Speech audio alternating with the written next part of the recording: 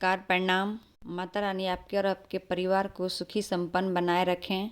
राजा English बोलिया बोली हो हमरा नीक लागेला। राजा इंग्लिश बोलिया बोली हो हमरा नीक लागेला।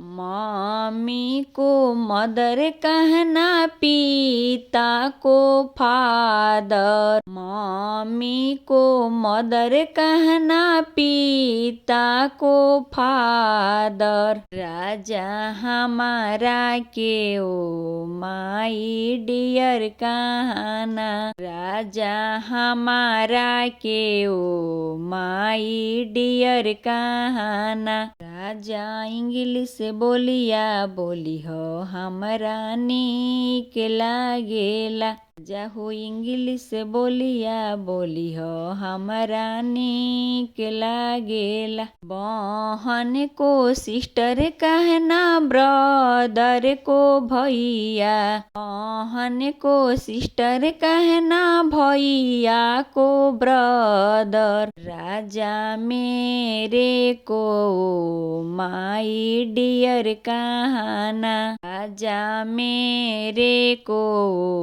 माई डियर कहना। राजा इंग्लिश बोलिया बोली हो हमरा नीक लागेला। राजा हो इंग्लिश बोलिया बोली हो हमरा नीक लागेला। चाची को आंटी कहना, चाचा को अंकल। चाची को आंटी कहना, चाचा को अंकल। राजा मेरे को माई डियर कहना।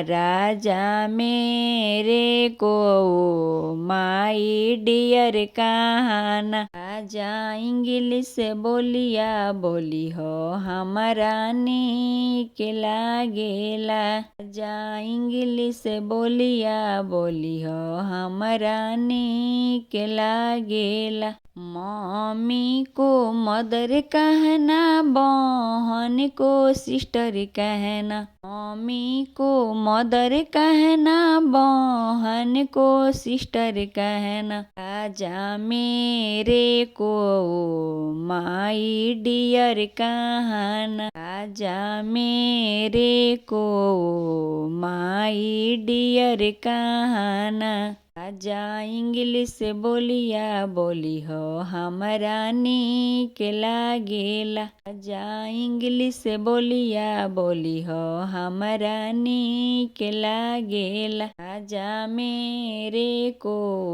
माई डियर कहना। राजा मेरे को माई डियर कहना।